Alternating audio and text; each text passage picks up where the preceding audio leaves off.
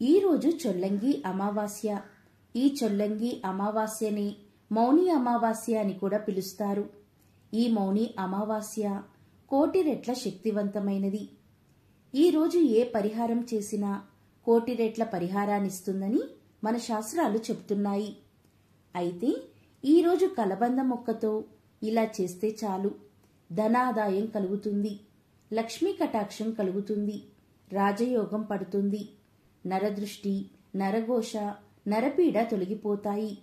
మరి ఈ మౌని అమావాస్య రోజు కలబంద మొక్కతో ఏం చేయాలో ఇప్పుడు ఈ వీడియోలో మనం తెలుసుకుందాం. వీడియోని ఎక్కడా స్కిప్ చేయకుండా పూర్తిగా చూడండి, అప్పుడే మీకు చక్కగా అర్థమవుతుంది.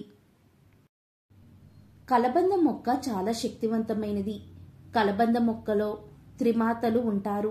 పార్వతీదేవి, లక్ష్మీదేవి, సరస్వతీదేవి, ఈ ముగ్గురు దేవతలు కూడా కలబంద మొక్కలో కొలువై ఉంటారు. ఔషధ మొక్కగా కలబంద ప్రసిద్ధి చెందింది.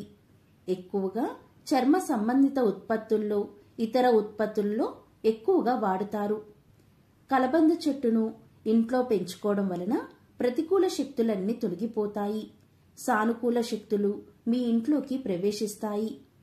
ఇక అమావాస్య రోజు కొన్ని పరిహారాలు పాటించడం వలన ఇంట్లో ఉండే దరిద్రాన్ని పోగొట్టుకోవచ్చు, లక్ష్మీదేవిని మన ఇంట్లోకి ఆహ్వానించవచ్చు.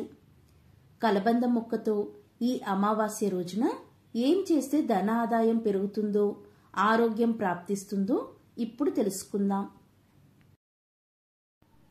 కలబంద మొక్కతో అమావాస్య రోజు ఈ పరిహారాన్ని పాటించడం వలన నరదృష్టి, నరఘోష తొలగిపోతాయి. మరి ఏం చెయ్యాలి అంటే, ఈరోజు చిన్న కలబంద మొక్కను ఇంటికి తెచ్చుకోండి. కలబంద మొక్క పెద్దదైతే ఆ మొక్కకు పక్కన పిలకలు వస్తాయి. ఆ పిలకలనైనా సరే వేలతో పీకి తెచ్చుకోండి. అలా చిన్న కలబంద మొక్కను ఇంటికి తెచ్చుకొని ఆ మొక్కను శుభ్రంగా కడగండి. నీటితో కడిగితే సరిపోతుంది. అలా కడిగిన తర్వాత ఆ కలబంద మొక్కను పట్టుకొని ఇల్లంతా తిరగండి. ఇంట్లోని అన్ని గదుల్లో తిరగండి. అంటే కిచెన్, హాల్, బెడ్రూమ్, చివరికి బాత్రూంలో కూడా ఇలా అన్ని గదుల్లో తిరిగిన తర్వాత ఆ మొక్కను తీసుకుని మీ ఇంటి బయటికి వచ్చేయండి. అలాగే మీ ఇంటి చుట్టూ 7 సార్లు తిరగండి. అంటే ప్రదక్షిణ చేసినట్లు 7 సార్లు తిరగండి. అలా తిరిగిన తర్వాత ఆ కలబంద మొక్కను తీసుకెళ్లి మీ ఇంటి పెరట్లో కానీ, లేదా మీరు మొక్కల్ని పెంచుకునే ప్రదేశంలో కానీ, ఖాళీ స్థలంలో కానీ ఈ మొక్కను నాటండి. కలబంద మొక్క నాటడానికి ప్రదేశం లేదు అనుకునే వాళ్ళు ఒక చిన్న కుండీలో కానీ, డబ్బాలో కానీ ఈ కలబంద మొక్కను నాటండి.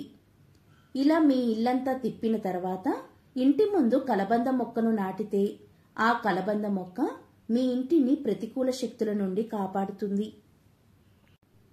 నరదృష్టి, నరఘోష, నరపీడల్ని తొలగిస్తుంది.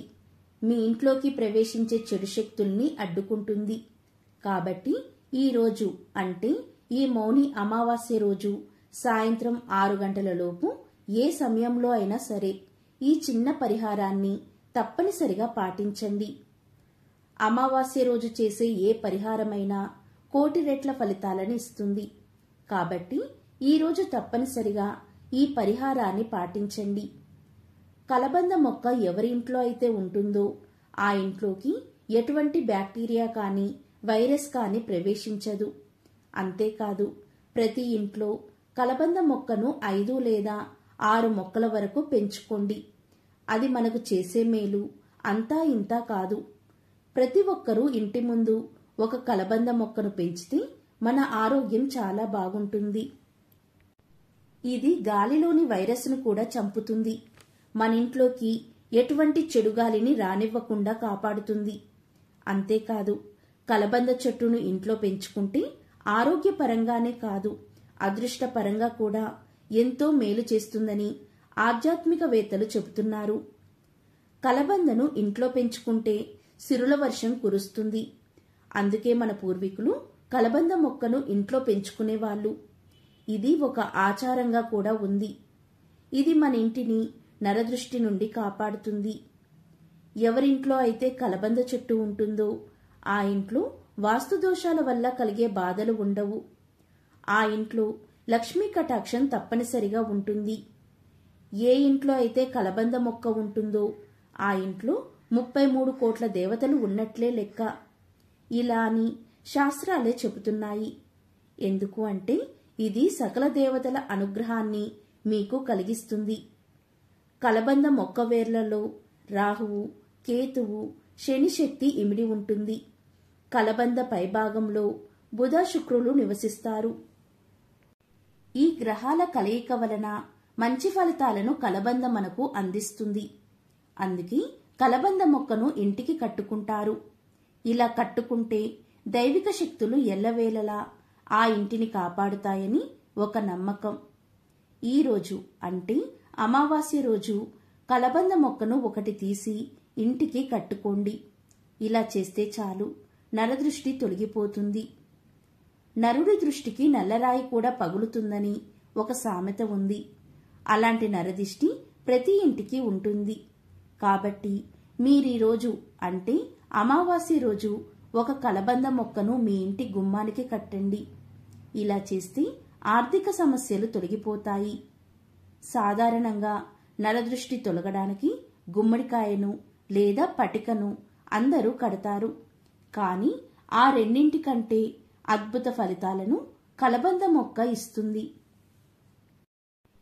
ఎలా కట్టుకోవాలి అంటే అమావాస్య రోజు కలబంద మొక్కను సేకరించి మన ఇష్టదైవం ముందు పెట్టి పసుపు కుంకుమలతో అలంకరణ చేసి అదే రోజు అంటే అమావాస్య రోజు సాయంత్రం పూట సింహద్వారానికి తలకిందులుగా వేలాడదీయండి.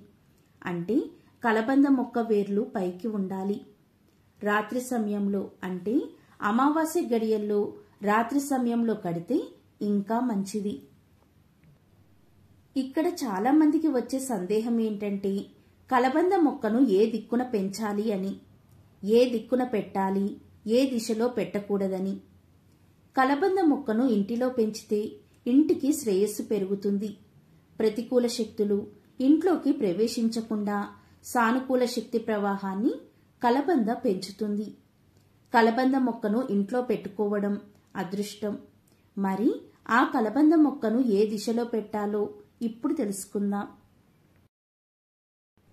వాస్తుశాస్త్ర ప్రకారం ఇంట్లో కలబంద మొక్కను నాటడం చాలా శుభప్రదం. కలబంద మొక్క కష్టతరమైన జీవితాన్ని మెరుగుపరచడం మాత్రమే కాకుండా ప్రతి పనిలోనూ విజయాన్ని తీసుకువస్తుంది.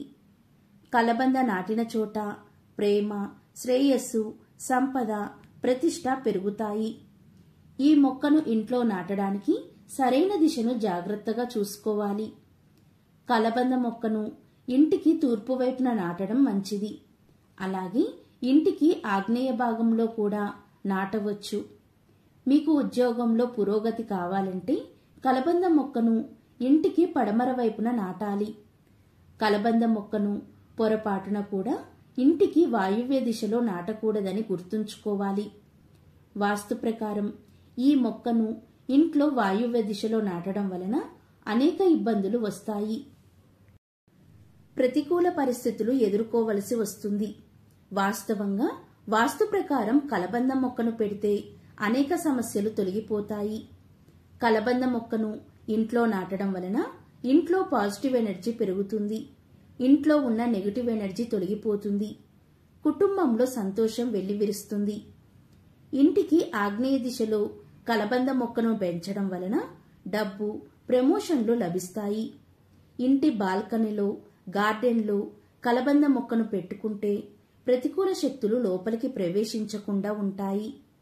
కాబట్టి కలబంద మొక్కను పెట్టుకునే విషయంలో ఖచ్చితంగా వాస్తు నియమాలను, ఏ దిశలో పెట్టాలి అనే విషయాలను మనం గుర్తుంచుకోవాలి. కలబంద మొక్కను ఆయుర్వేదంలో అమృత వృక్షం అని పిలుస్తారు. ఎందుకు అంటే ఇందులోని సర్వాంగాలు మానవుడి ఆరోగ్యానికి ఎంతగానో సహాయపడతాయి. కలబంద మొక్కను ఇంట్లో పెంచుకోవడం వలన వైరస్ వల్ల కలిగే బాధలు మీ దరి చేరవు. ఏం చేయాలి అంటే ఈ కలబంద మొక్కను కత్తిరించి మధ్యలోకి కోసి శుభ్రంగా కడగండి. దాంట్లో ఉన్న గుజ్జును తీసి పరుగడపున సేవిస్తే చాలు. ఇది శరీరంలో మలినాలను తొలగిస్తుంది, ఇమ్యూనిటీ పవర్ని పెంచుతుంది, ఎలాంటి రోగాలు మీ దరి చేరకుండా కాపాడుతుంది. అంతటి శక్తి కలబంద మొక్కకు ఉంది. కలబంద మొక్క గాలిని పీల్చి 6 నెలలు బ్రతుకుతుంది. ఎవరింట్లో అయితే కలబంద ఉంటుందో వారికి వ్యాధులు రావు. ఈ రోజుల్లో చాలామంది ఎదుర్కొనే సమస్య మోకాల నొప్పులు. దీనిని తగ్గించే శక్తి కలబందకు ఉంది. కలబంద మొక్కను కొద్దిగా కట్ చేసి శుభ్రంగా కడిగి 5 లేదా 6 స్పూన్ల గుజ్జును గ్లాస్ నీటిలో వేసుకుని పరిగడుపున తాగుతూ ఉంటే మోకాలలో అరిగిపోయిన గుజ్జును తిరిగి రప్పించి మోకాల నొప్పులను క్రమంగా తగ్గిస్తుంది. అంతటి శక్తి ఈ కలబంద మొక్కకు ఉంది. అధిక బరువు ఉన్నవాళ్ళు ఈ కలబంద జ్యూస్ను తాగితే నాజుగ్గా తయారవుతారు. ప్రతిరోజు తాగితే యవ్వనం వస్తుంది. మీ శరీర కాంతిని పెంచే శక్తి ఈ మొక్కకు ఉందని, ఈ రహస్యాన్ని ఆయుర్వేద మహర్షులు తమ గ్రంథాలలో వివరించడం జరిగింది.